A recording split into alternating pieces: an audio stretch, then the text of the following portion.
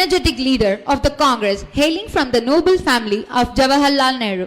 He has great concern towards the young generation and always raises his voice towards the betterment of common man.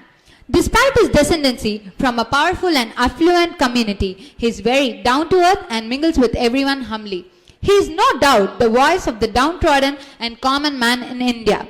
His address on the role of women in shaping modern India will enlighten us and will inspire us to play a pivotal role in sculpting the modern India. Sir, this is the first time in the history of our college that we have an eminent personality like you visit us on behalf of the visitors. Thank you, sir. On behalf of the entire student and staff community, thank you for accepting our request and coming here, sir.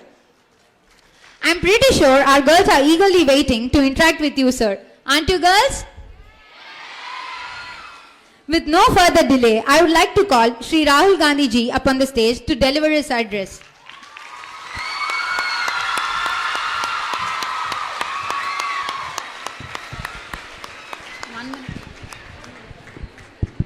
It will be followed by an interactive session. The girls who are willing to question, please raise your hands and inform yourselves.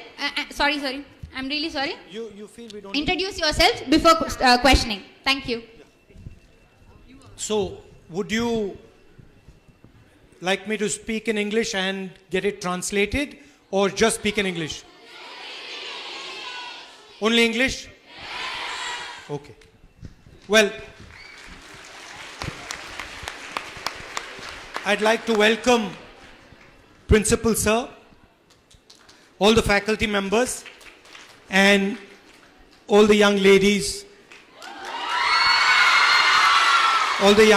to this function. I'd also like to welcome Chief Minister, Education Minister, and other dignitaries. I'd like to start by saying it is an honor for me to come here and have a conversation with you. And it's an honor because I consider you to be the future of this country.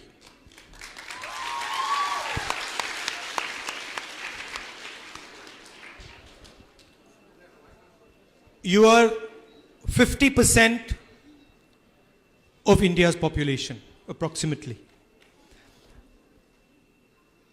But you do not have the same space that men and boys have in our society.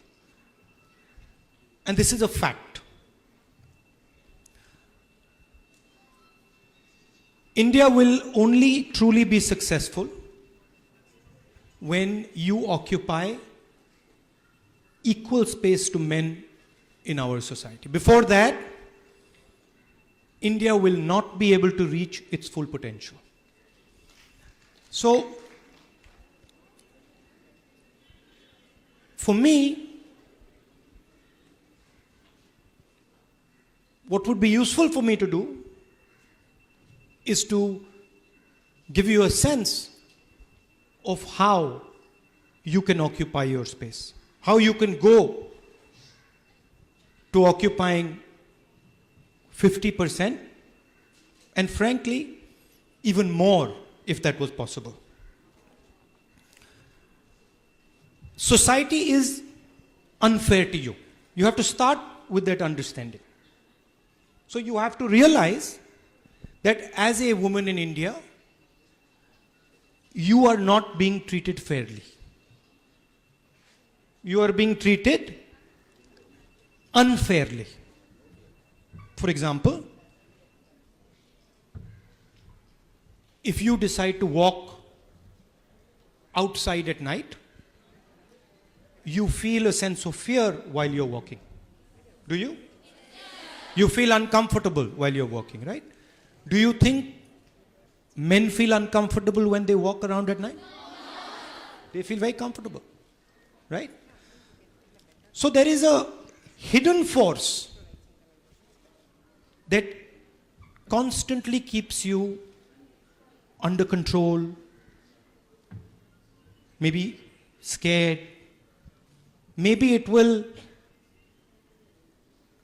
sometimes not allow you to believe that you can do certain things. Maybe somebody will say to you, you know, you can't be an engineer, you can't be a doctor, you can't be a soldier, you can't be something. And the first thing you should remember is, there is absolutely nothing that men can do that you cannot do. Anything that they can do for this country, you can do for this country.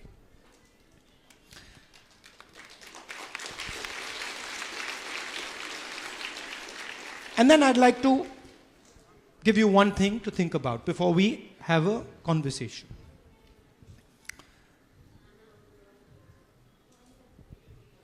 Your thoughts, what you think, will become your words. Your words will become your actions. Right? You can see that. No, what you think becomes your words, and then what you say becomes your actions. Your actions will become your character, and then your character will define your destiny. So you don't have to worry about your destiny. You don't have to worry about your actions. You don't have to worry about your words. You have to worry about your thoughts. What is coming into your mind first, you have to see it clearly, understand it. And once you understand your thoughts, automatically you will get the right action, you'll get the right character, you'll get the right destiny. Now, why am I telling you? Why am I telling you you have to watch your thoughts? You will watch your thoughts at the individual level, but the nation is also moving forward based on your thoughts. What you think in your mind will not only define your destiny, it will define India's destiny, it will also define the world's destiny. You'll say, how can that be? How can something I think define India's destiny or the world's destiny? Because what you think is infectious. What you think goes from you to other people. And that is why what was said on the stage, humility is important. Because in this life, you will not do anything alone. You will never do anything alone. You might say, what are you studying? You might say, I am studying BSc Physics, correct? But can you study without your teachers? Can you study without your friends? Can you study without the people who have written the book? Can you study without the person who made these buildings? No. So we do nothing alone. And so we have to understand that whatever we do as a group. And we have to respect all those other people in the group. So, as women, you have to work with other women. You have to protect other women. You have to make other women feel comfortable. You have to make men also feel comfortable. But especially you have to make your sisters comfortable. So that's broadly my message to you. If you are arrogant, India will become arrogant. If you are angry, India will become angry. If you hate someone, India will hate. If you are affectionate, India will become affectionate. If you embrace your friend, India will embrace. So, you have to understand your power. You're not just individuals. You're also part of a city, you're part of a state, you're part of a country, you're part of the world. And so you have to act like that. You have to be careful what you're thinking. Sometimes you might get angry. You might say something bad to somebody. Try and control it. Try and see, maybe I can do something in a better way. I can do something in a more effective way. So that would be my advice to all of you. I think there is a lot that can be done to make you more comfortable. I mean, I'm very happy that this institution has grown so dramatically. From 300 young ladies to, what, almost 6,000? 5,600, and probably to 10,000, 20,000. We don't know where it can go. Right? And then imagine that every year, almost 6,000 girls are going and influencing others. Maybe one girl influences 100 people, 200 people. So you can imagine your impact on Puducherry, on the nation. So I'm here to tell you that you must never feel pressured by anybody. You must never feel threatened by anybody. You must never feel scared of anything. It is important for you and it is important for the country also. Okay? So that is what I wanted to say to you. Now, feel free to ask me whatever questions you'd like. I'm happy to answer them for you. Thank you.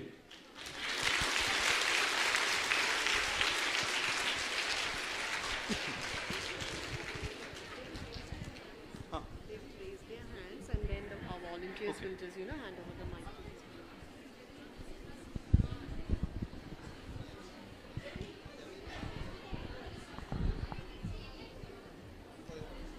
Girls, one by one, you can raise your hands and you can ask sir questions. Please introduce yourself before starting the question. You can start raising your hands. Volunteers will give you a mic. Please use the mic to ask the questions.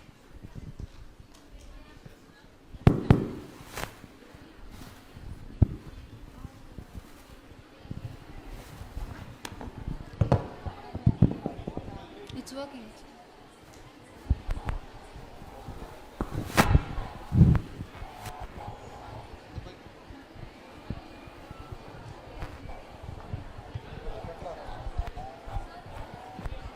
That's better? Hello.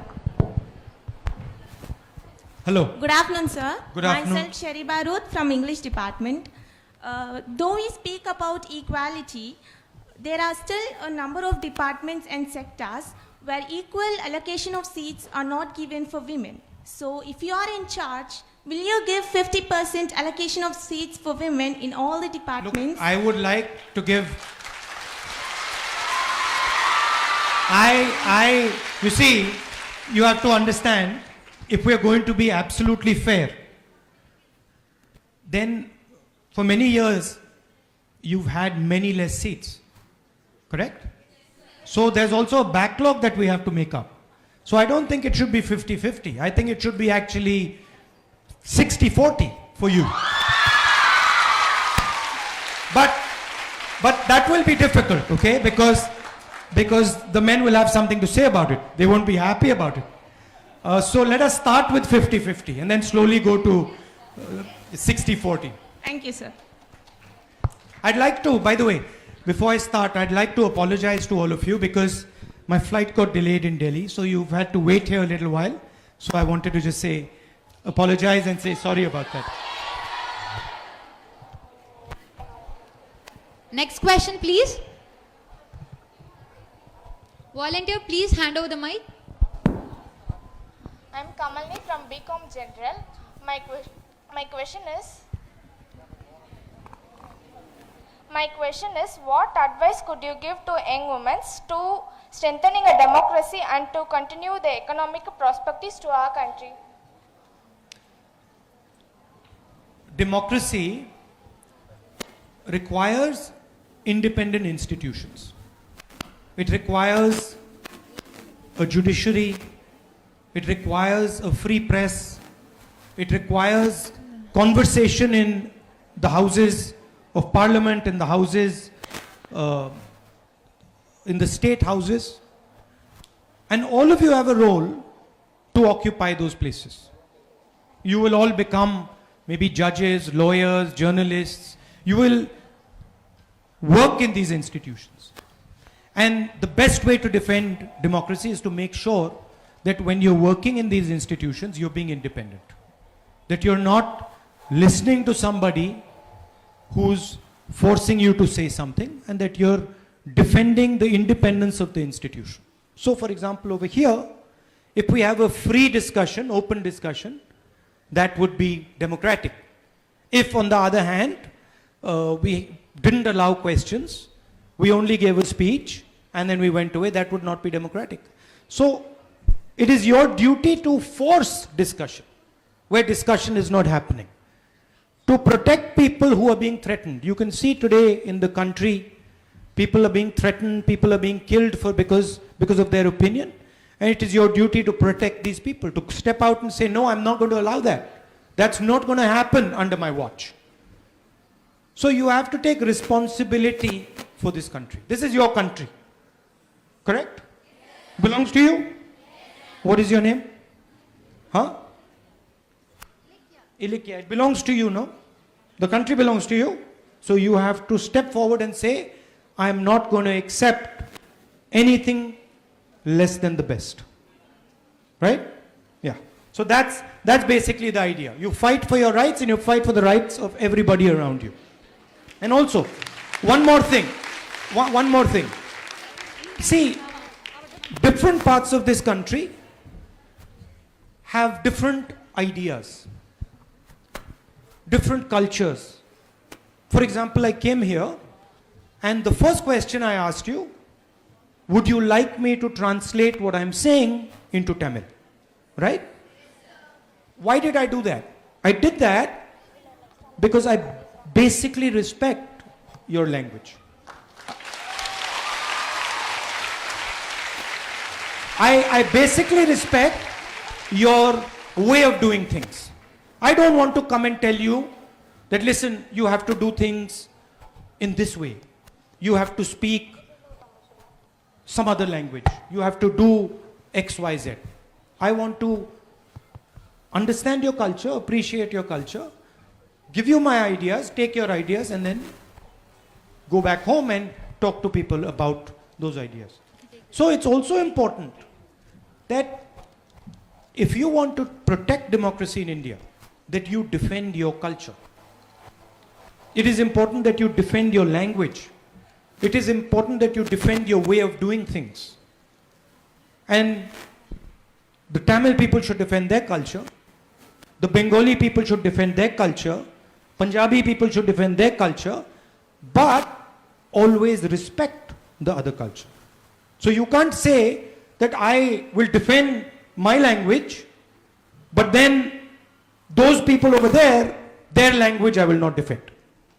Right? So that is the spirit of appreciation of other people's way of doing things, and that's at the heart of Indian democracy. India is actually many different ideas. There's not one idea in India. There are many, many, many different ideas, and that's the core of defending democracy.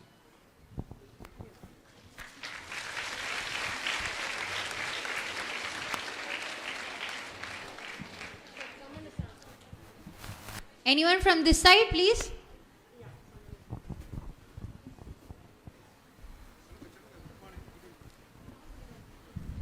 Good afternoon, sir. Where? Sir, I'm here. Okay, yeah. I'm Mahavidya from the Department of French. Do you have concrete plans for the rehabilitation of rape victims? Sorry? Do you have concrete plans for the rehabilitation of rape victims? I think, well, of course, you would have concrete plans for the rehabilitation of rape victims, and it's important. But I think there are two elements to the issue of violence against women. The first is a legal issue, right? And so you have to have laws that protect women and laws that are strict when a woman is raped.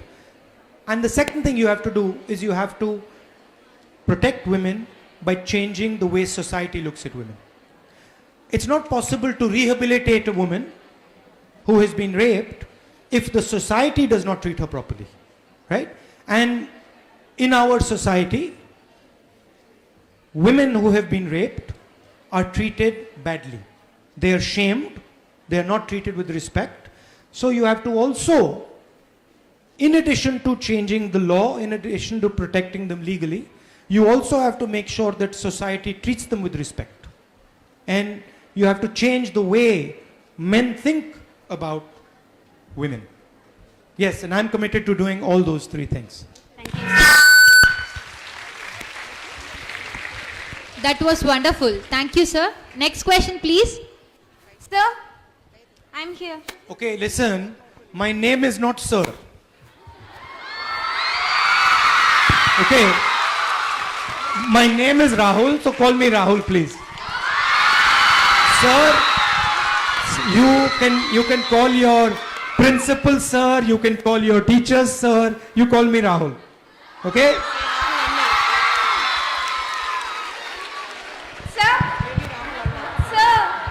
Maybe we can call him Rahul Anna. Yeah, you can call me Rahul Anna, that's good. Good afternoon, Rahul Anna. Myself Ryuma and I'm from Max department. My question is, do you have friends other than political friends? Among them, how many of your girls and they are from which fields? I have plenty of friends. I have plenty of friends who are not political. I also have some friends who are political. And then there are a lot of people who see me as their political enemy, but I view them as my political friends. And I have quite a few interests. You know me as a politician, but I have quite a few interests. And I have friends who have similar interests. So I sort of discuss those interests with them and do a lot of those things with my friends. So yes, I do have friends. Do you? Huh?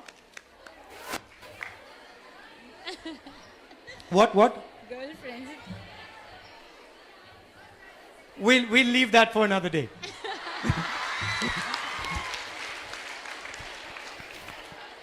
Next question, please. Yeah. Sir, I'm Rahul Anna.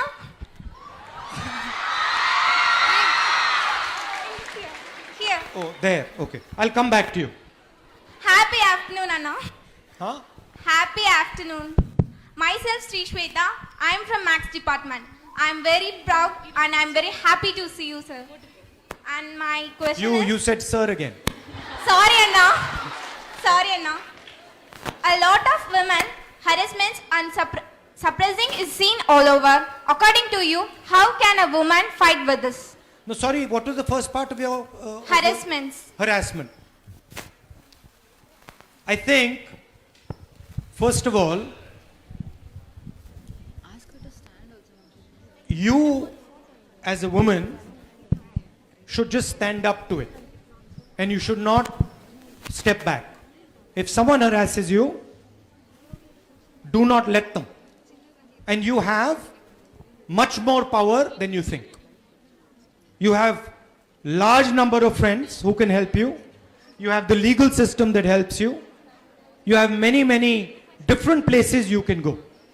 So you must never step back. If somebody is harassing you, if somebody is not giving you what is your due, you have to face them and challenge them. That's the first step. I mean, what little I know of you, I don't think anybody has the guts to harass you. I think you're tough enough. That you can stand up to anybody. Right? You agree with me? And now when you agree with me about that you're tough enough to stand up to anyone? Yeah? And if anybody is harassing a friend of yours or another girl, then it is your responsibility to stand together with her and make sure they stop. And remember that I am also standing with you. And there are many, many men in this country who are standing with you and who will work with you, help you, and make sure that you're not harassed. Yeah? You might notice that I didn't say there are many men who will protect you. You notice that? And the reason I didn't say that is because you don't need anyone's protection. You can protect yourself. Good afternoon, Rahul ji. Here, Now, back where are of we? you. Here, sir. Okay, thank you. Good afternoon, Rahul ji. Myself, Bhuvaneshwari from Computer Science Department. What do you think of patriarchy? I don't like it. Is this a hindrance for women development? I'm actually a member of parliament from Kerala. And Kerala used to have a matriarchal system. Do you know that? Yes, sir. Right? In Kerala, they told me, I don't know if it's true or not, but they told me that if in certain communities, if the woman is tired of the husband, she takes his shoes and puts them outside her house and he has to leave. Have you heard of this? You've heard of this? No, sir. I think this is a good system. I think it's good. I think women should have power in the family. My experience with work I did in Uttar Pradesh is if a woman controls the finances of a family, her vision for the family is much longer term. She plans much more effectively than a man. So I'm all for empowering women in the family. Of course, men also have a role. It's not that they don't have a role, but I'm totally against the patriarchy. How can we change this scenario, sir? By standing up for your rights. Tell me, when was the last time that someone made you feel uncomfortable because you're a woman? Today, sir. Tell me what happened. Actually, I was given a few questions to the teachers for me to ask to you. But they said it's political, so I should not ask it. Okay, so ask it.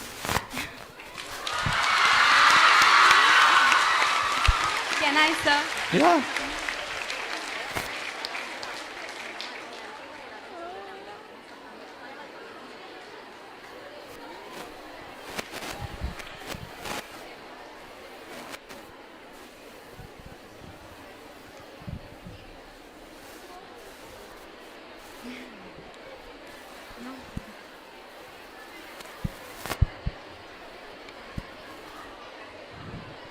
I have like some 4 questions, sir. Well, ask me one, because other people also have to ask. All Ask me right. the most difficult one. Okay. This question goes like this. Now, what can we women do considering the highly misogynistic dark age of India occurring today? With extensive privatization, the reservation for women, gender minorities, and OBCs, Dalits, disabled will definitely be taken away. This will again create a male-dominated society where myth of meritocracy will take away our chances for upward mobilization. What do you expect us to do, and how will you spread this awareness in your propaganda? Because it's highly time women start being political with elections coming. We need to know who we must vote for. We need to know which party is anti-women, tampering with reservations, supporting the rapists, arresting women and sexually assaulting them in prison. We need caution about that party. So what will you do now about this? Now, first of all,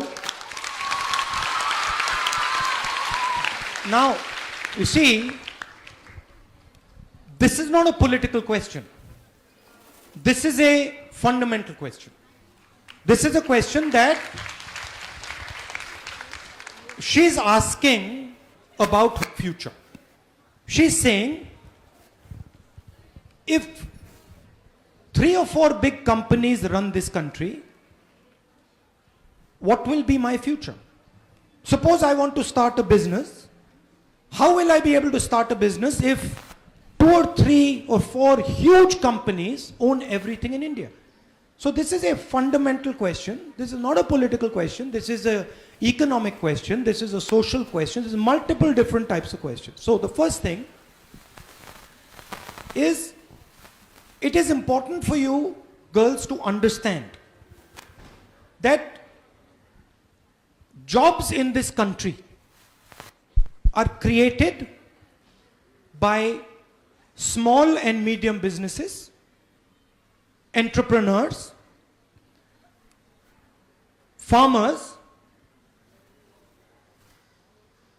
and traders.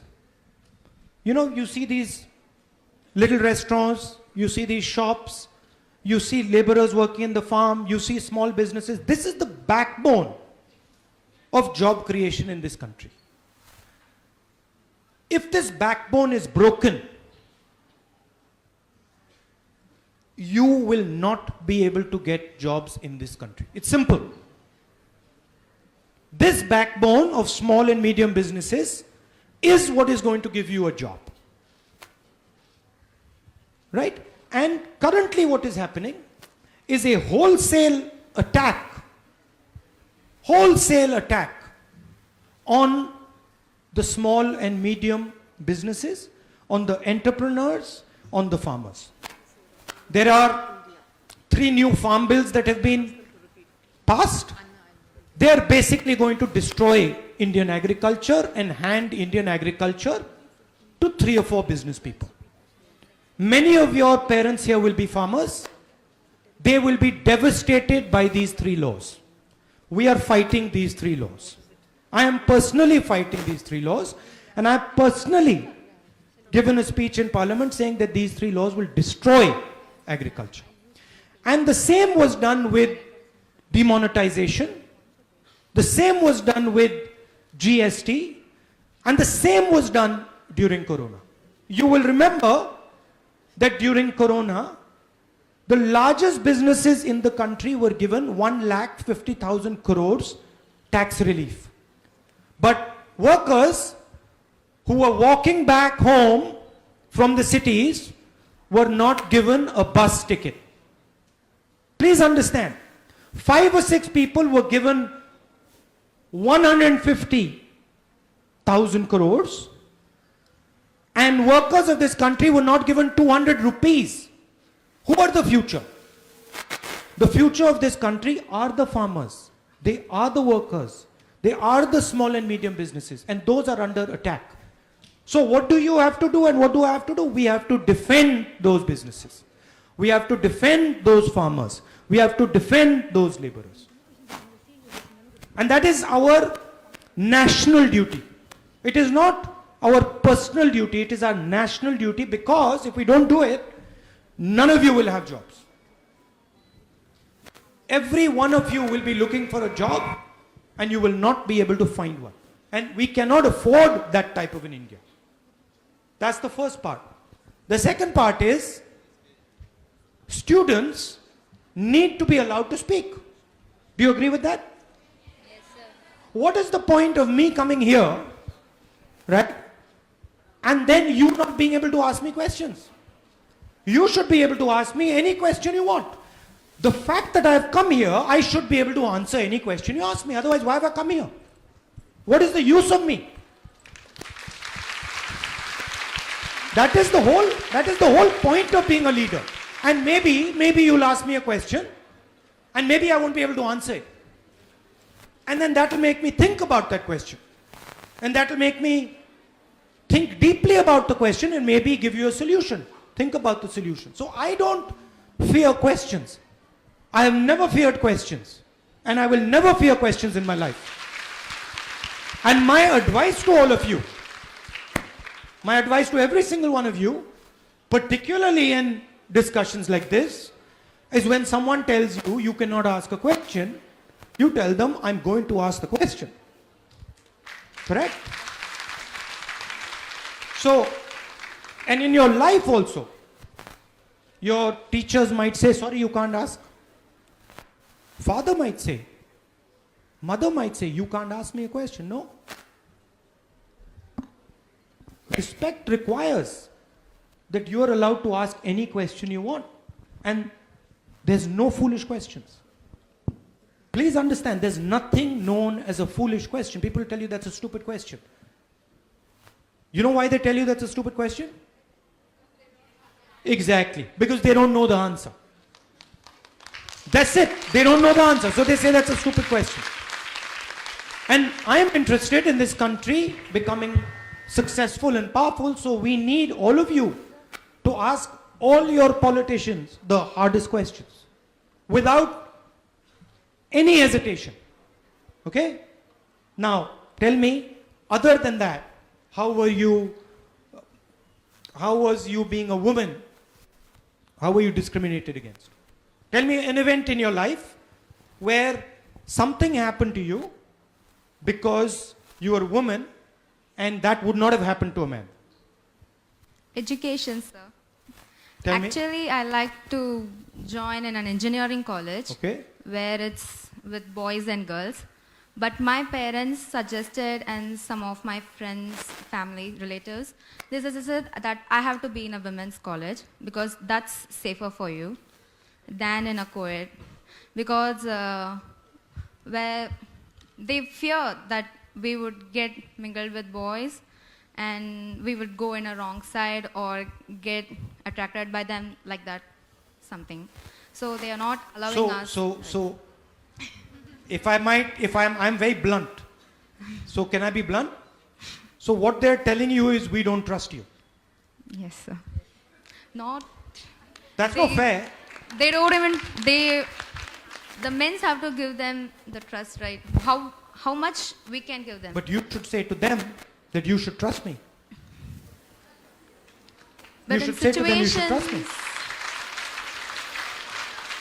And my advice to you, and maybe you'll do it or you won't do it, but my advice to you is, I would like to see you as an engineer.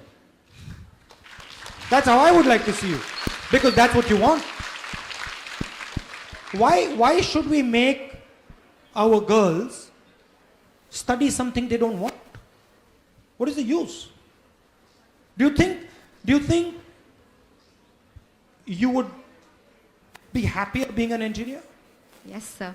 Do you think you would be better at being an engineer? Yes, sir. So then why are we killing your potential? Why are we saying to you that no, don't do what you want to do, don't do what you can be good at, don't do what you can be world class at, do something that you don't want to do. You're going to be upset all your life. All your life you will be saying to yourself, I should have become an engineer. So, my advice, stand your ground.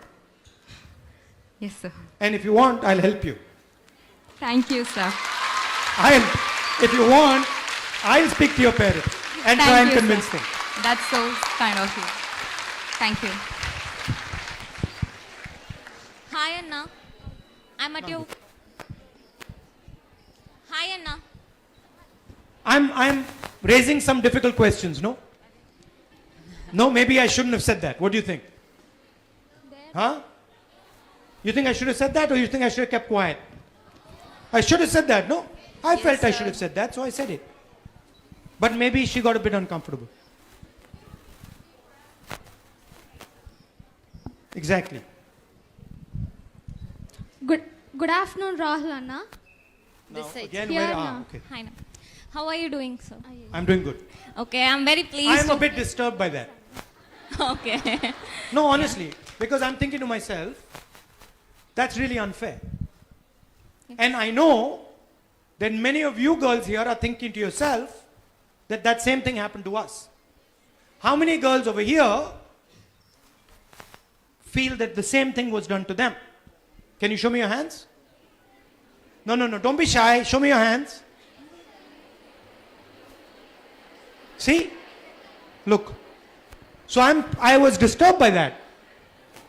And my advice to all of you is do what you want. Don't let people make you do or study exactly what they want, because you're going to have to deal with it afterwards. Sorry. Okay, so I have two questions for you. The first one Political? is Political ones or non-political? one is little bit of a political one, but not much of a political one actually. So the first question. I'm fine with both. Okay. Okay. They might not like it. Okay. Okay, the first one is unemployment is being a major issue in India, as we all know. But what would you do to reduce or remove unemployment of women when you become the Prime Minister of India? I think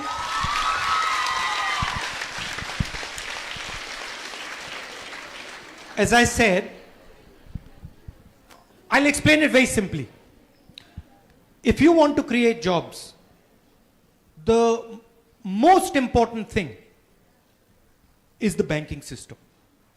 Right? The money that the country has in the banks and who controls it. That's the most important thing. Today,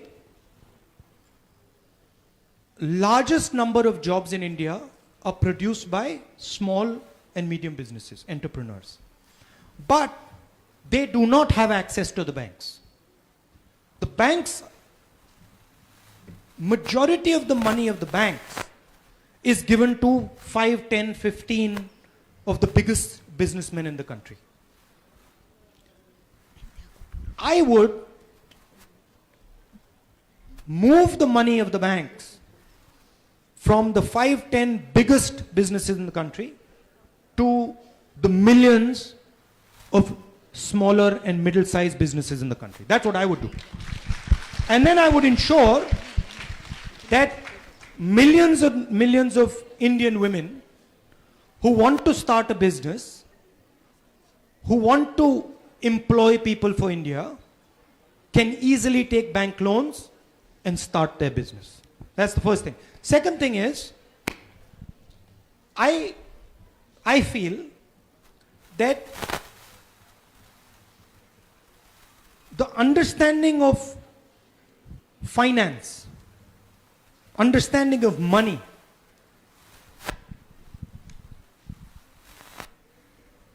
women are not taught about money.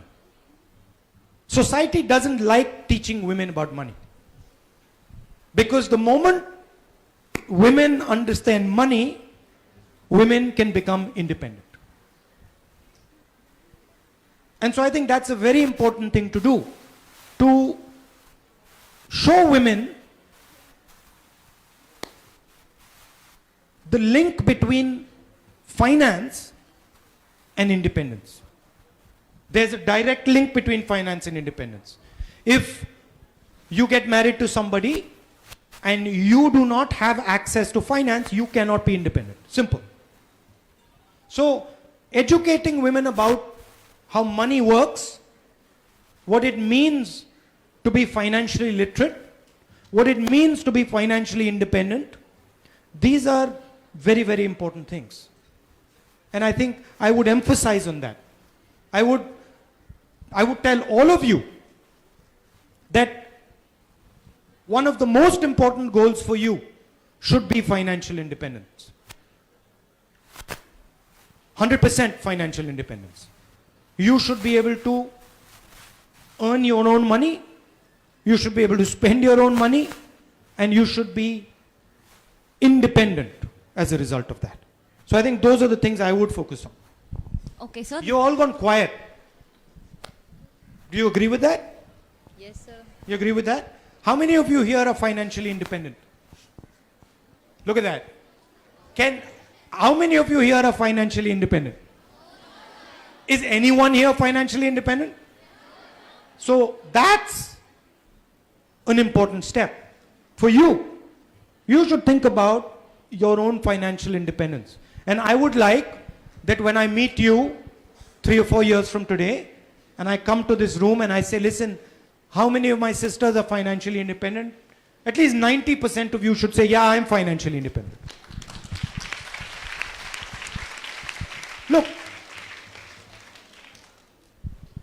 the whole of India, well, not the whole of India, but large parts of India worship Lakshmi, right? Right? Yes, sir. What is Lakshmi the god of? Well, Money. So, how can we have a country where we worship Lakshmi and all our women are not financially independent? What is going on?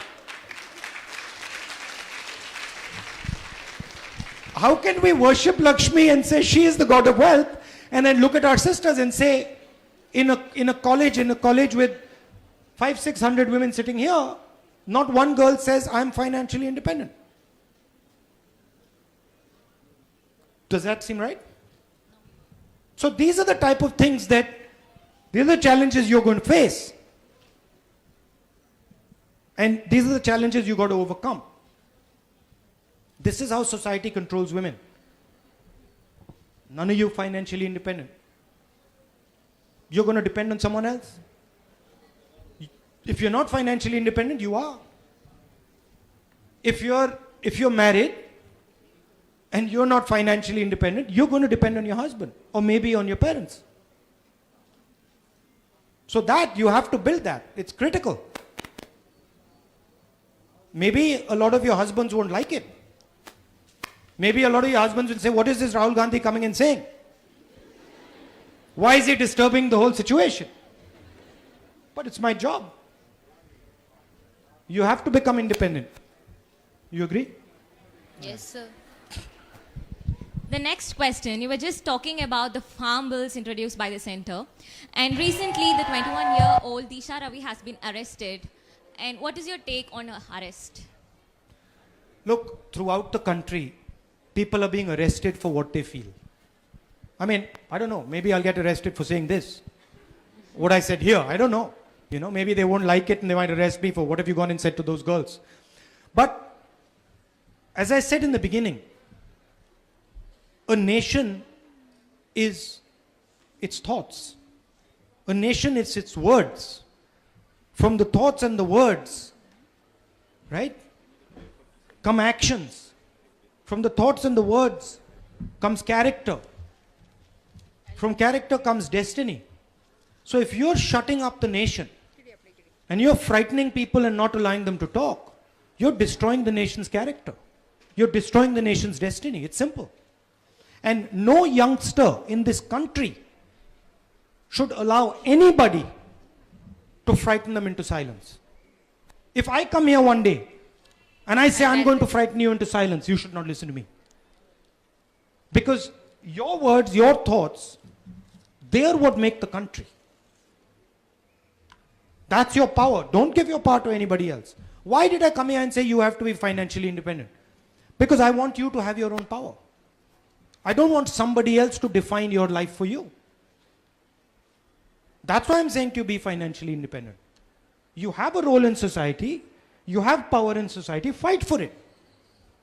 If somebody takes it away, challenge him. Don't run away and say, no, I can't do it, I'm a woman. Absolutely you can. Stand up to him. And many of your brothers, like me, are standing right there with you to work with you for it. Not to protect you, because you can protect yourself, but to stand by your side. Yeah? That's what politics is about. Politics is about awakening. Politics is about awakening the country. That's what it's about. So that's how you have to think, okay? Yeah? Okay. Good afternoon, Rahul Anna. Good afternoon, Rahul Anna. I'm here. Where are you? I'm here. Hello. Hello, Anna. I'm from economics department. Your father was killed by LTT. What are your feelings about these people? I don't myself. I don't have anger or hatred towards anybody. Of course, I lost my father, and for me it was a very difficult time. Do you have a father? Yes. He's alive. So, I'm sure many girls here have lost their father. You've lost your father? Yeah? So you know what it feels like. It's like someone has cut your heart out, no? It's like that. So I felt tremendous pain, but I don't feel anger. I don't feel any hatred or any anger. I forgive. Thank you, sir.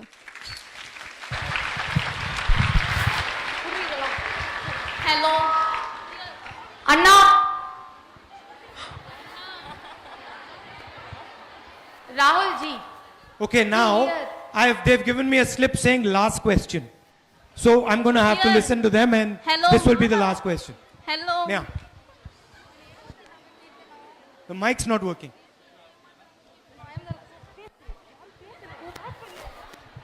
Sir, can you please turn around? Yes. I'm asking a question here. Okay, yeah. Sir, good afternoon. You, again, you like sir, but call me Rahul, call me Anna, call me. Sorry, Anna. Be comfortable. I used to call my professor, Yeah, but so it's just I- a habit in college. But I want you to be comfortable. Okay, Anna. I want you to I'll relax. stick to Anna, no Yeah. more sir. Yeah. Okay. So my question is, even now you shared your pain by the loss of your father. So your Well, loss of my father, no, because I still carry my father with me. So, look, understand something. Violence cannot take away anything from you. At all. It does not have the power. You can give up something, but violence cannot take anything from you. My father's alive in me. And by the way, a lot of the things that you have heard today, they came to me from my father. So my father is talking through me. So it's not that my father is not there today. After many hardships that your family have faced in politics, that is your grandmother, your father, what made you to step back in politics?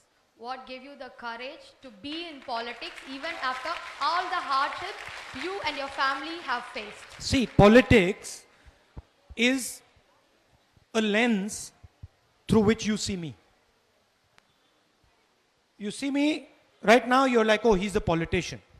But it's a very small lens.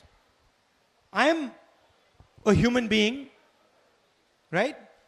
As you saw, I'm a cook, right? I can cook. I do many, many different things. But you've been told that I am a politician, and that's the lens with which you see me, right? It's only one of the things that make me. For me, whatever I do, I believe in certain ideas. Okay? Like, for example, when she told me that she's not going to be an engineer, this caused me disturbance. I didn't like it. Right? Why is society not letting her dream? Why is society destroying her dream? So, when I see somebody being treated unfairly, I don't like it.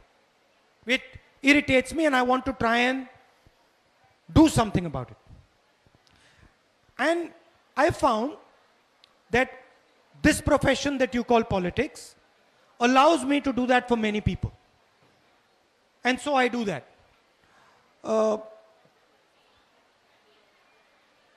I don't think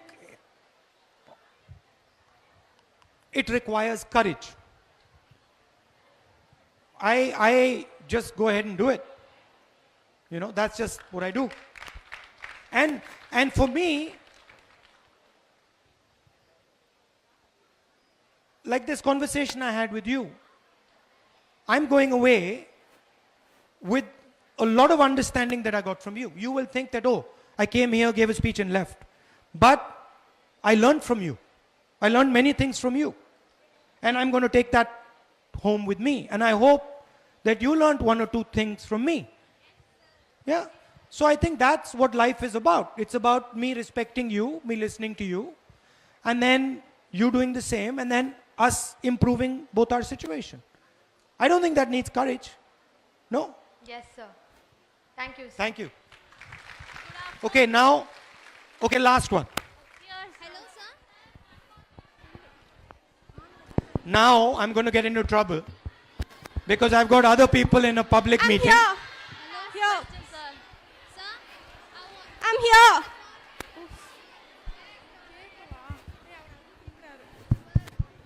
Hello, sir. Yeah. Anna, first of all, very thank you for spending your precious time with us. And my question is that whenever you thought that Can you hold it closer so everyone hears? Okay, sir. Yeah. Louder? Whenever Because you they thought can't. Thanks a lot, sir. Whenever you think about that, most of the women's were the toppers in the schools and schools exam and college exam, but only few were can reach the higher states in their as compared to men. Only few can reach their toppers. For example, CEO of Google is a man. CEO of Tesla is also a man.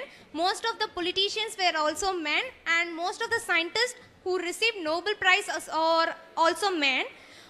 Though we got 50-50 equal rights from the government, whether really women empowerment exists in India, and whenever you thought about that? Well, see, there is a door in front of you, right? It is quite clear that it is unfair. You have to break the door. We have to open the door. So you have to make examples. Okay, definitely, right? Anna. So you and many other girls here have to become examples. You have to try and become the best at what you do. Really? Right? Yeah. And I'm pretty confident that with 5 or 6 good examples, you will have a line of young ladies behind you saying, if she can do it, then I'm also going to do it. Yeah. No? Yes. And so that should be the spirit. It is unfair, but we are going to make it fair. There is a door in front of you. We're going to break the door down. Okay? Yes, Anna. Okay.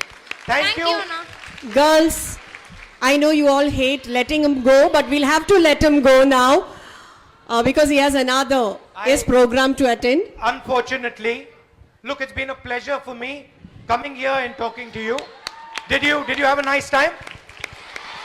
It's been a pleasure for me. Now I've got other people who I have to go and speak to because there's a public meeting, and so I can't delay much more.